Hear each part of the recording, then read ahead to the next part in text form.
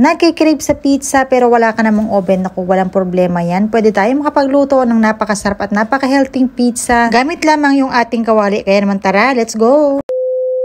Ang flavor nga po ng gagawin kong pizza ngayon ay ham and cheese. Kaya meron po ako ditong chicken ham. So makakabili po kayo nito sa mga supermarket and pwede rin po kayong makabili nito sa palengke. Gagamit po tayo dito ng pizza topping. So makakabili po kayo nito sa mga supermarket, no? Gagamit nga rin po pala ako dito ng konting bell pepper, no? Hiwain ko lang ito ng maliliit, no? Then gagamit nga rin po pala ako dito ng sibuyas na kulay pula. Kung ayaw nyo po ng pula, pwede po kayong gumamit dito ng sibuyas na kulay puti.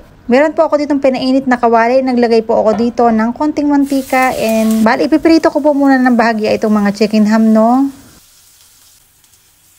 And ito na nga po, medyo toasted brown na ng konti. So hanguin ko na dahil ayoko po itong ma-overcook para hindi po maging matigas yung texture, no?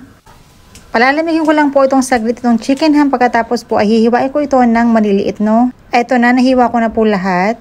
And para naman po sa ating pizza dough, so ito po yung aking gagamitin, roll wraps. Bali makakabili rin po kayo nito sa mga supermarket. Pero kung wala po kayong makitang ganito, pwede po kayong bumili ng wrap. Yung pong ginagamit sa mga shawarma, pwede po kayong gumamit ng ganun. And bali yung ginamit ko nga po pala dito ay 2 peraso. And para naman po sa ating sauce, meron po ako dito tomato sauce. Kung wala po kayong ganito guys, pwede po kayong gumamit ng banana ketchup, no?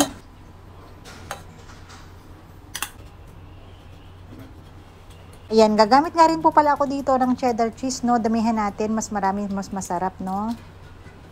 Gusto ko naman pong ilalagay dito itong mga chicken ham, no? Kalahati lang po yung nilagay ko dito para mamaya yung iba itatoppings natin sa ibabaw, no? Then, ito naman po mga sibuyas na kulay pula. Kung ayaw nyo po ng pula, pwede pong puti, no? Then, ito naman pong green bell pepper na hiniwa ko kanina, no? Ilalagay na rin natin.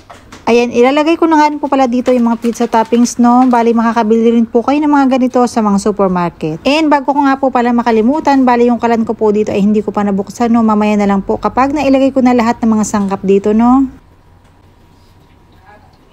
Yung itinabi ko nga po pala na ham kanina, so itatoppings po natin ito dito sa ibabaw, no? At para naman po pandagdag ng flavor, so gagamit nga rin po pala ako dito ng Japanese mayo, no? Pero ito naman po ay optional. Kung wala po kayong Japanese mayo, ay pwede hindi nyo na po ito lagyan, no? Ayan, dahil nalagay ko na po dito lahat ng sangkap, kaya naman po bubuksan ko na po dito yung aking kalan sa napakahinang apoy lamang para hindi naman po masunog yung ilalim. Then, saka ko naman po ito tatakloban para mag-melt lang po yung cheese na nilagay natin dito, no? At ito na yung ating pizza sa kawali. Luto na, di ba? And para mas masarap, so meron ako dito seaweed. So ito naman ay optional, no? Kung walang ganito, pwede hindi nalagyan. So lagyan natin ng seaweed, no?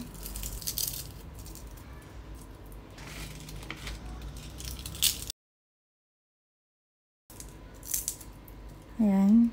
Ito na yung ating pizza. O diba ganun lang kadali. Meron na tayong napakasarap na pizza na pang merienda, no?